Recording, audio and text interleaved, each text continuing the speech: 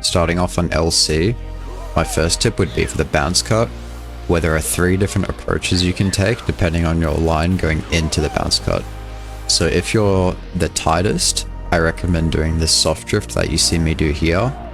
And if you want to swing even tighter, you can delay your shroom and it will pull you slightly tighter if you're a little bit too tight to begin with. But basically, hopping and then starting your soft drift when you land on the ground, most of the time this will give a bounce cut if you have the tightest angle. Second of all is what I would like to call the Casey cut. Now this is not like an actual term, this is what I just call it because Casey does this pretty often in his runs and in his world record. Basically it involves doing a spin drift, however it's not a complete spin drift like you would see a lot of the other players do. What it is like a right left and then go completely neutral and then hard right when you land on the ground. So this is if you're in between the first and then the last method that I'm going to show. So this is pretty good if you're like slightly wider than the soft drift method. For the last one this is another self-proclaimed, I guess, title I'm giving it, is the Cole cut. And because Cole does this in a lot of his world record runs. Basically, if you have the widest angle going into the bounce cut, you can save it using this technique. You would do a hop right tap, so you tap right on the controller, go completely neutral, and similar to the Casey method, you would hold hard right once you hit the ground. So this works if you have the widest angle out of the 3, and overall combining all 3 of these will give you the best chance at getting a bounce cut. For Moo Moo Meadows, I notice a lot of people struggle with their last turn. However, I believe I know like a rough kind of idea that may help. So my piece of advice here would be try to land on this polygon shown on screen here. This is kind of the sweet spot for landing, and if you perform a soft drift on this polygon, you are very likely going to stick and you get a completely smooth last turn. Now this is easier said than done, obviously. You have boost going into the turns, so you have to maneuver your bike so you can try hop and land on that polygon, but if you can land on it properly, 9 times out of 10 you're going to get a flat turn if you soft drift it. And a bonus point if you can super soft it, because that is the most optimal way to take the last turn on Moo Moo Meadows. My tip for MG is going to be for the mushroom section. So a lot of people struggle with their mushroom sections, including myself, until I figured out one way to make the beginning a little bit easier, and then also a little piece of advice for the last pit, like the last half of the mushroom section, I guess you could say. So beginning, I would say hold hard tail dive going off the little boost ramp, and what that's going to do is once you touch the following mushroom, you're going to get a lot of airtime, and that's going to land you on the back half of the following red mushroom. So you can perform a drift trick if you angle your bike properly, and you're going to get a very low drift trick, which will land you onto the green mushrooms in a very favorable spot. And from there you can perform the mushroom skip. And if you struggle with your airtime on the mushroom skip, I recommend holding nosedive, because nosedive will kind of make your vehicle bounce. As you can see, like on the second green mushroom, once you land, like holding nosedive will give your vehicle like more distance, you could say. Don't overdo it though, because you can completely just lose the run, I guess you could say, and fall off. So just beware if you're like struggling with distance. I would hold nosedive on the second green mushroom, and that will help you get mushroom skip more often. Now this is going to be the most valuable piece in this video, I'd say, out of all of the tips. It's for TF shroomless. So it really kills me to see people not knowing how to do the shroomless fast, but that's fine because it's not really, there's not many resources, I guess you could say, besides like an input viewer, to figure out what you're doing wrong or how to get fast shroomlesses.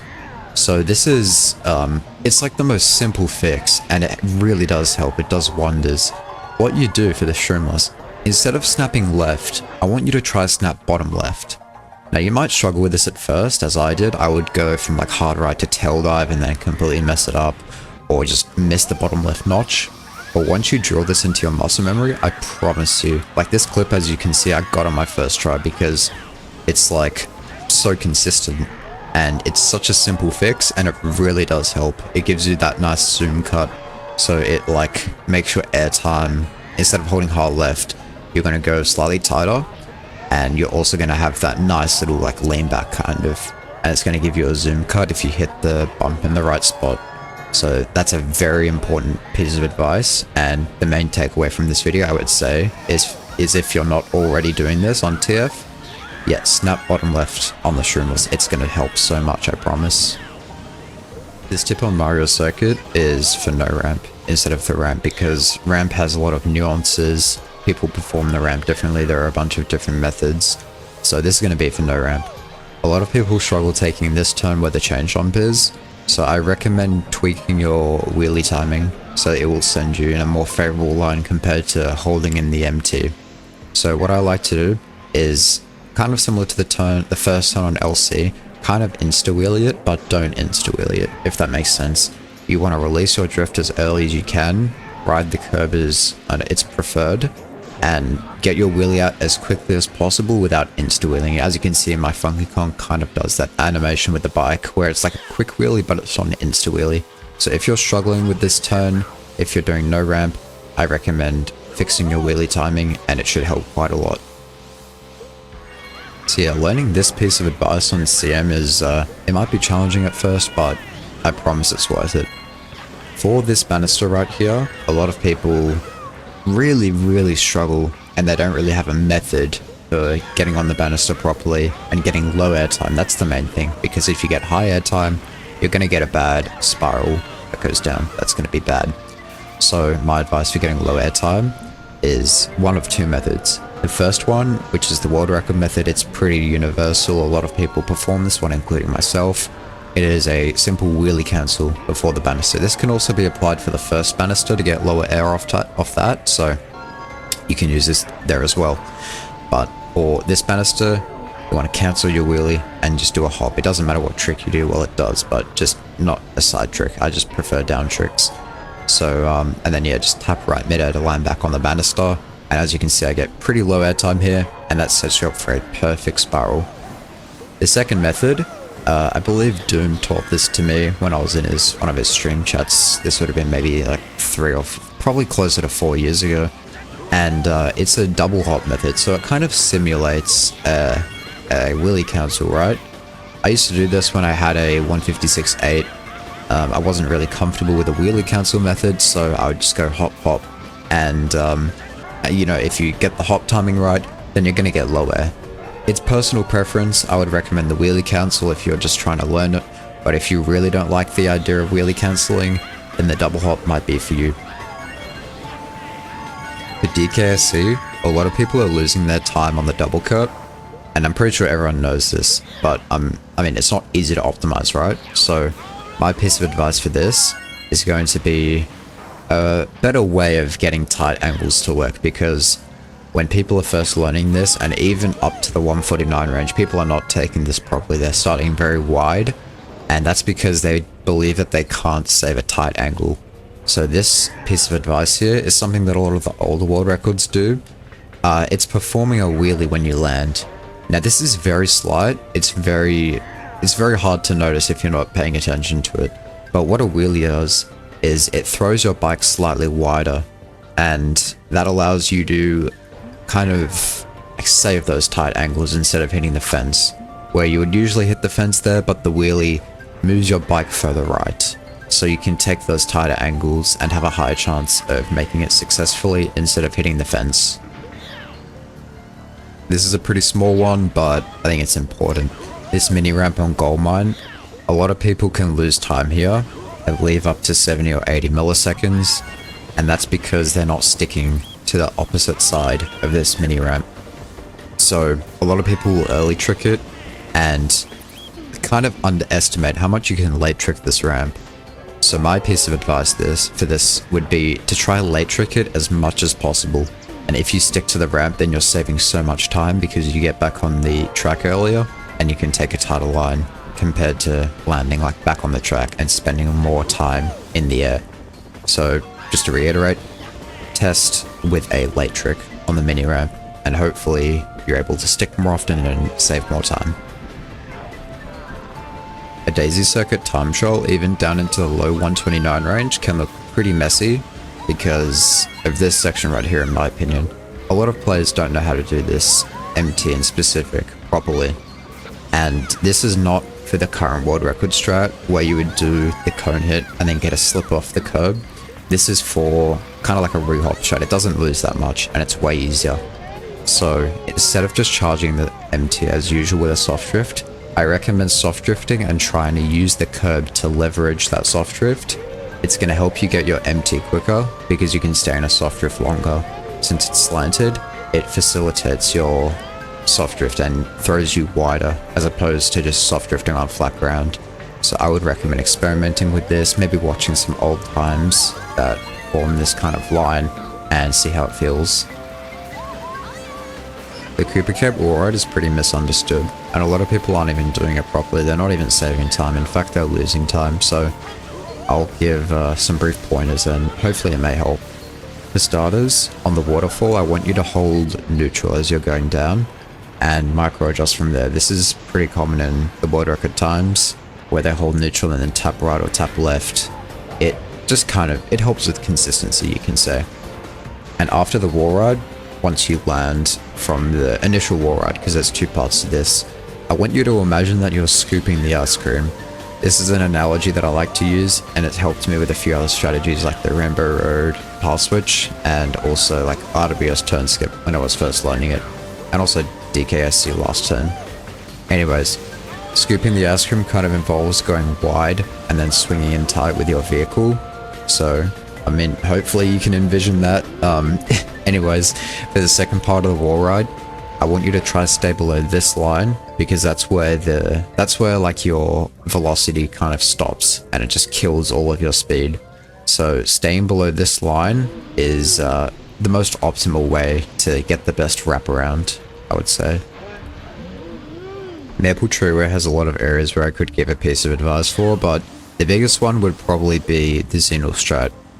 And the reason that the Xenil strat is so important is because it's similar to the drift storage on Moonview Highway. It essentially cancels a chain, and it doesn't even lose. It breaks even with a half chain, and this has been tested. It loses to a full chain, however, that is worthy to note. And if you perform this soft drift like unoptimally, then it's going to lose a little bit more. But in general, if you just want to, get consistent with that section, do the Xenil strat. What it involves basically is performing drift storage once you leave the U-turn, so that little pocket of air, just doing drift storage, holding the drift button midair and going the analog neutral, riding up the wall, and from there I want you to try soft drift once you kind of get off the wall, and you're going to get a pocket of air time. You're going to be able to perform a nice soft drift and get the MT out as quickly as you can without taking a bad line or hitting the wall or driving off or anything. In general, it will save or break even with a half chain if you do it properly.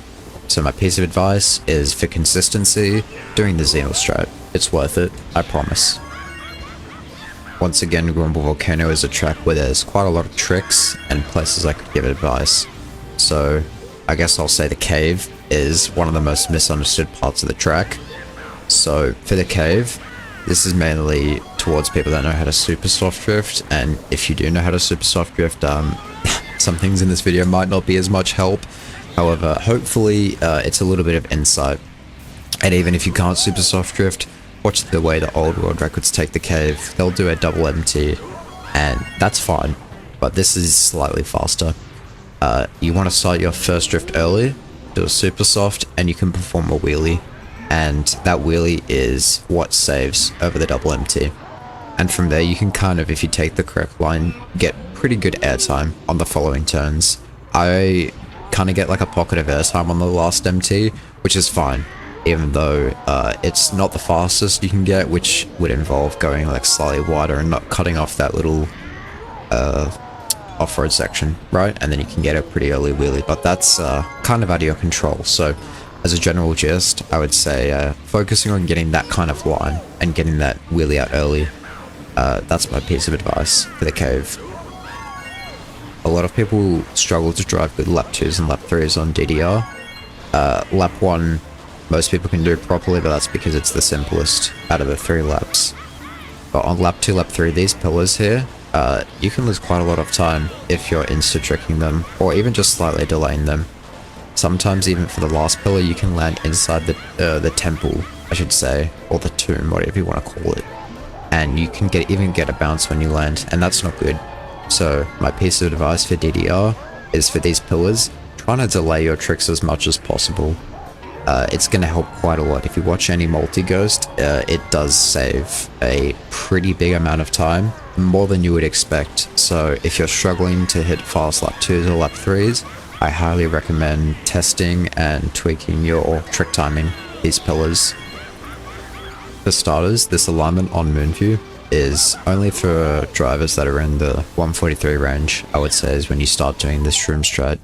But you can get a pretty long wheelie on this straight here.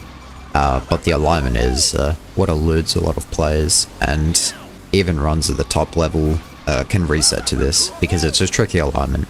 But what I like to do here, and this is after a lot of practice, is using the bridge as a visual cue. Once you see that kind of red post, you might want to wait like a tiny bit. It's hard to say, it's a feel thing. And to prevent bounces, instead of snapping left immediately and trying to get a wheelie, I go completely neutral to go flat, and then tap left, kind of for, I wouldn't say how long it is, I'm not sure, it's something you have to practice, but it will very often give you completely flat lines so you can get the chains on the straight. Oh boy, Bizui, yeah, this is so like, this took personally for me so long to understand. And there are so many times I don't do this properly, so please listen up for this. This is going to be important, just like TF. I mean, most of these tips in this video are applicable to most players, unless you're at the top level. But on Bisui, this half pipe here, oh my god, please guys, learn how to do this properly. My piece of advice is doing a side trick. It doesn't really matter, left or right trick, both work. The DK hop, I hate that, I really dislike that. Especially on nunchuck, it's pretty tricky. So this is the wheelie cancel method. It's consistent, 9 times out of 10 you're going to get it, and it's faster than the DK hop. So what you do essentially is, instead of wheelie cancelling early, you want to land while you're still in a wheelie, and then wheelie cancel, and then wheelie as quickly as possible while holding hard left. And this may, you may struggle with this at first. If you're really struggling, try go lower off of this trick, because it has like a kind of slope to it, where if you land early, it's going to wrap your bike around faster. So it helps doing the wheelie cancel and getting that wheelie out. However, this can work from any angle, so I suggest testing this in SP or just in time trials in general and seeing how it feels. Alright, this is for all the karters out there. Let's go. So after the cannon here, this, whatever you want to call it, anti-grav section is not taken very well, even for path switch and no path switch. So my advice would be starting at the cannon. Once you exit the cannon, doing hard drift right, and then once your MT runs out, not starting a drift while it's like the boost is going down, but once it's like fully run out, start a left drift, go right. You can just kind of nudge a little bit to try to get as close to the fence as possible, and taking a very aggressive anti-grav. You're going to land really early, and specifically for no path switch, going up top by doing soft drifts, like kind of switching between soft drift and hard right, soft drift, hard right, releasing that MT, and big time save here is cutting off that little gap on the turn before the boost panel. And you can land kind of like on the boost panel, and it's pretty fast for no path switch. So if you're playing kart, highly recommend learning this section properly. Beach is a pretty simplistic track. However, the chains is what can kill a lot of runs, especially when you're trying to drive fast and beat the pace locks, you could say, or just whatever time you're trying to get. Just in general, the chains are not fun. And consistency wise, a lot of people may spam this if you're on a D-pad controller, but if you're looking to time these, I've got a really useful visual cue that might help. Essentially, if you get airtime on the last turn, or you stick on the last turn, it's still kind of the same wheelie timing, as in like chain timing. Basically, once you reach out and completely level at the top of the hill, that is when your chain is going to end.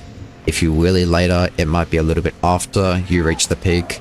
If you wheelie really early for some reason, it might be like as you're reaching the peak and flattening out. So in general, just watching times and seeing where they chain and practicing yourself is hopefully going to get more chains.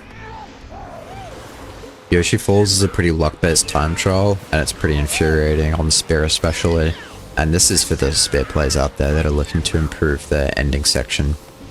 For this boost panel, you want to try be as tight as possible and get that empty out as early, whether that's just through soft drifting or whatever means possible.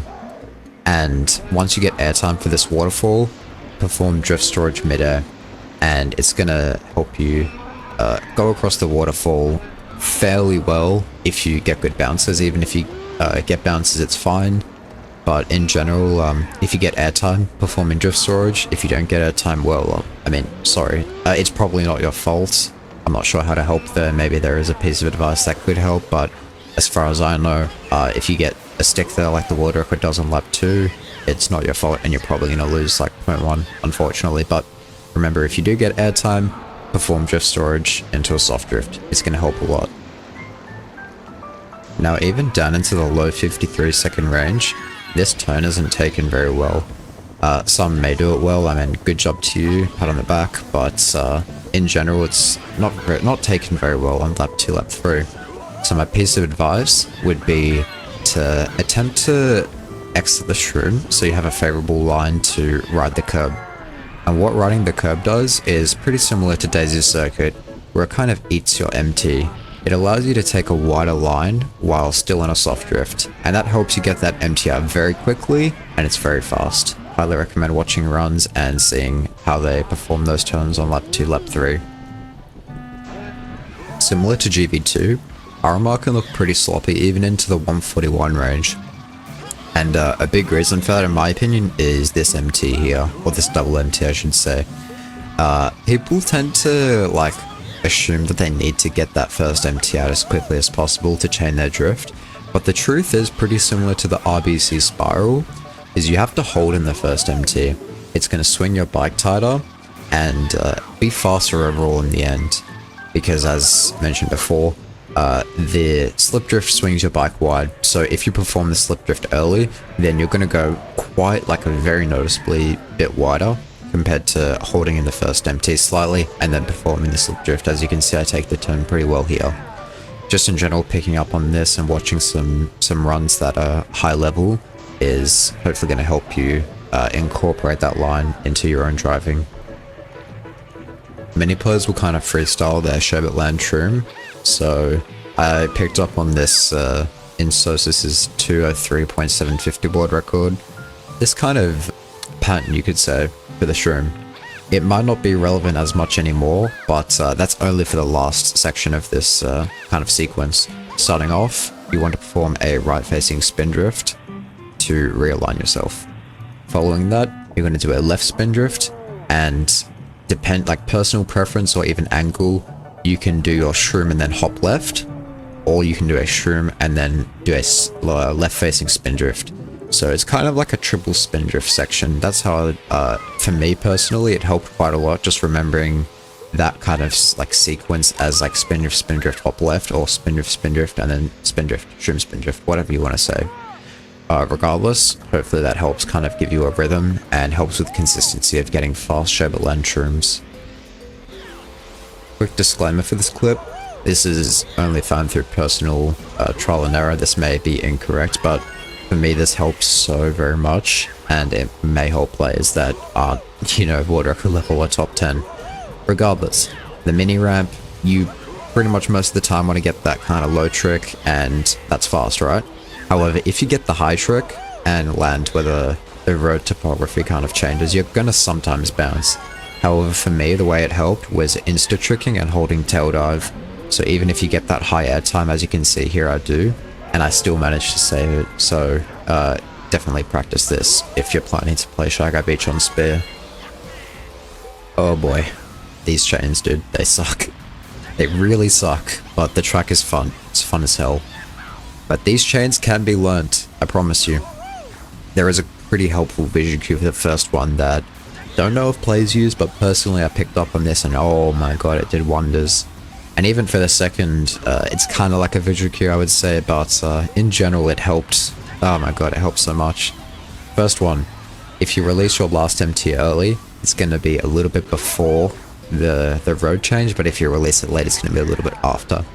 Essentially, when you follow the lap transition, where that road changes, where the slope changes, is where the chain is going to be every single time.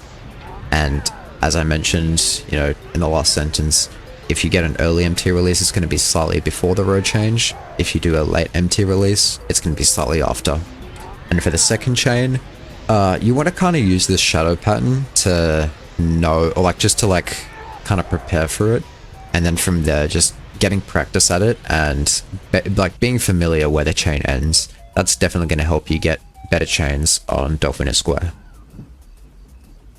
As of recording, I set a pretty good PB here recently, and figuring this out was a pretty big key to that PB. For this turn skip here, and just a quick disclaimer, don't go for this unless you're going for a 150 or a 151. 151 for starters minimum, but 150, 149, whatever. Do the turn skip, I don't care, your choice. But if you want to get good at this turn skip, you're going to have to be familiar with the like very like close to the pipe, or like past the pipe trick, and where you're tricking very close to the turn skip for the first one. Initially, players would be tricking where the pipe is, and then just doing down or side trick, and kind of like scooping the ice cream, as I explained with what track was that? Cooper Cape War, that's what it was. Kind of scooping that ice cream and getting like a big trick that lost a lot of time with a lot of air time. So my piece of advice here is for more like high level RWS players is if you're struggling to get good turn skips, highly recommend delaying your first trick slightly. And what that does is when you land from that first trick, it's gonna readjust your bike's angle quicker so that you can snap up and get that really fast looking second trick, as I do in this clip here. So just paying attention and being aware that that trick timing can dictate your turn skip quite a lot. So yeah, I would definitely practice this. Yeah, so I suck at this track, but this is a piece of advice from one of the best RDH players in the world, Gustav. And it's pretty evident in every input viewer that doesn't get the wheelie cut. Basically, it's going to be more so for the airtime of the shroom and the landing. So once you perform the first, like, I guess descend off the hill, you're going to be like adjusting your bike between tail dive and nosedive. Sure, just do what works. Like I said, I really don't know what I'm doing here to the best degree, but what I can say for sure is once you bounce off the second hill, briefly tapping top right or like holding top right is going to help you readjust your bike so you have a good last turn. And furthermore from that, landing, you want to try land as like, I guess like position your bike as similar to the road as possible. As if it's the road sloping down, you're going to want to be in a slight nosedive.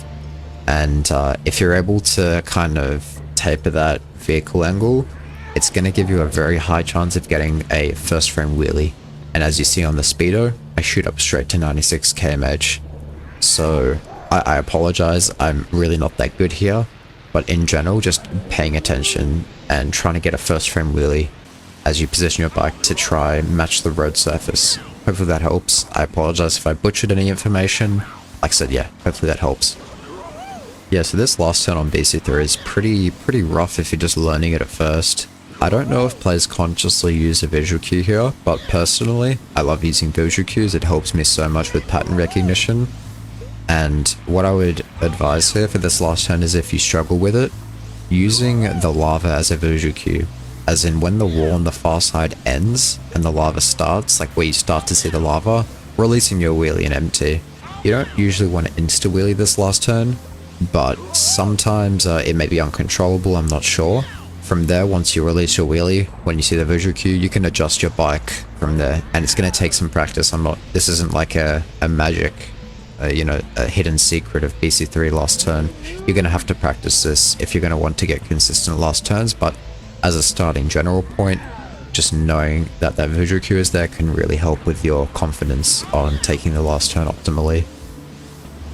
Yes sir, scooping the ice cream yet again. Just kidding. Not really though, because we're going to be scooping some ice cream here, but before any ice cream gets scooped, for the last shroom, I want you to try take this pretty tight. To my knowledge, like this is kind of what I've seen on the runs that do the new shroom. I'm not really an expert here, but I will give my best shot at providing some insight into this last shroom. The off-road seems to be where the least amount of bounces take place. So shrooming right before your MT charges and wheeling into the off-road is most of the time going to give you completely flat, and you're not going to get a pocket of airtime. From there, yes, scooping the ice cream. Starting wide, not too wide though, because if you start too wide, your shroom boost is going to run out early. And trying to scoop that ice cream so when you exit the cave, you are very close to the wall, and that's where the bike kind of does like that rotating animation. From there, you can not insta-wheelie, you want to slightly delay your wheelie, and that gives you the best chance of being at 95 km/h once you've exited the shroom. Now I've got one good tip for this kind of sequence here at the end of RMC. And first one is going to be for these mounds, delaying that trick as much as you can and getting low air time. Try not to perform a wheelie trick, because yes, it gives you faster air time, but it also gives you higher air time. So you want to delay your trick and make sure you're not doing a wheelie on the trick. From there, and I'm pretty sure many of you know this, but holding tail dive on the double trick has the highest chance of giving you the fast double, which saves a stupid amount of time compared to a dead double or a single trick. However, this visual cue that I'm showing on screen is what I personally use. I'm no expert on this track, but I would say I'm okay at timing this. You might have to ask a better RMC player for their best advice on this, but for a pretty like preliminary and mediocre driver, I would say that this is my personal visual cue for this fast double trick. This bit of advice is for double MT on MC3. Triple MT, yeah, I could give advice for, but I think if you're looking for advice on triple MT, go to someone that knows what they're talking about. I just kind of know how to do it roughly, just off what I've seen, but I'm not too fast on MC3. However, I can give some insight into this double MT. I see a lot of players, they really struggle to do this fast and properly. So my piece of advice here would imagine to like extend your wheelie as long as possible. So once you release the first MT, there is a brief period on the turn where it's slightly straight, and that's where you want your wheelie to really extend, and that's what's going to give you the fastest time save. And then from there, using the the green and red brick wall in the distance, kind of where that meets, is going to be your best visual cue for the exit. So, but just to reiterate, the most important piece of that sequence is going to be extending that wheelie across the straightest part of the turn. Yes, Peach Gardens. This is a pretty good time trial. Pretty fun track. This will be for Bowser's bike. And what makes it more fun is this Scorpy strat here. If you don't know what the Scorpy strat is, it's this maneuver around the garden bed after the chain chomp section. So, my piece of advice for the Scorpy strat is, if you really struggle with this, is make a rule for yourself to start holding left before you release your drift. So you're going to be holding hard right or soft drift right into the turn, obviously. But I want you to try imagine that you're going to snap left and then release the MT. You're not going to release the MT and then go left. You're going to hold left, release the MT, and then from there you don't even have to move the stick to perform the spin drift. You can just perform a hop whenever you're close to the garden bed, and then hold hard right and delay your wheelie to get a little bit more bike rotation into the proper line for the maze. So many people hate this time trial, but I personally love it. And I know it's bouncy, but a lot of the bounces are controllable. And in specific, this turn after the cannon, as well as the whole mountain section in general, is sometimes not really understood by players in the best way. So my piece of advice for this section would be entering the cannon as far left as possible, kind of where the grass and the dirt road meet, as you can see where my save state is. And when I land, the most important thing for me, and you can see this on a lot of input viewers, is they will go neutral after the cannon. So you'll do your right drift, tap left briefly, not tap, more so hold left briefly, and then go completely neutral, and it's going to help you kind of position your bike around the mountain without getting any bounces. From there though, if you really struggle to do the wraparound, try delaying when you release your empty wheelie, because if you release your empty wheelie as early as you can, your chain on the mountain is gonna like disallow you to do a proper mountain wraparound. So instead, I want you to try holding your empty wheelie just very briefly, and when you chain, it's gonna be closer to the end of that little bump or that hill, and from there it's gonna help you get a wraparound. And a quick tip for the wraparound, sorry I'm kind of yapping here, is to not hold tail dive before you go off the wraparound. It's to go neutral, and then once you get the wraparound, because your back wheel is what gives you the wraparound, then you can start holding tail dive and get a first frame wheelie when you land. And hopefully that helps. That was a pretty long segment, but in general, I recommend watching input viewers for the best visual information.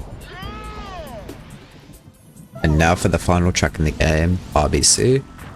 Before I say anything, I would like to say thank you for watching. If you made it all the way through, I really do appreciate it. Let me know if I should do any more of these, and if you found this helpful, share this to a friend.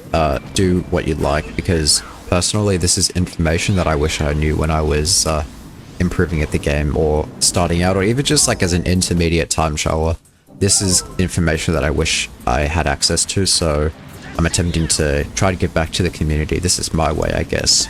So with that out of the way, RBC, I would highly recommend delaying your wheelie on the last turn where the rail is, and that's going to give you the best shot at getting a full chain on the bridge.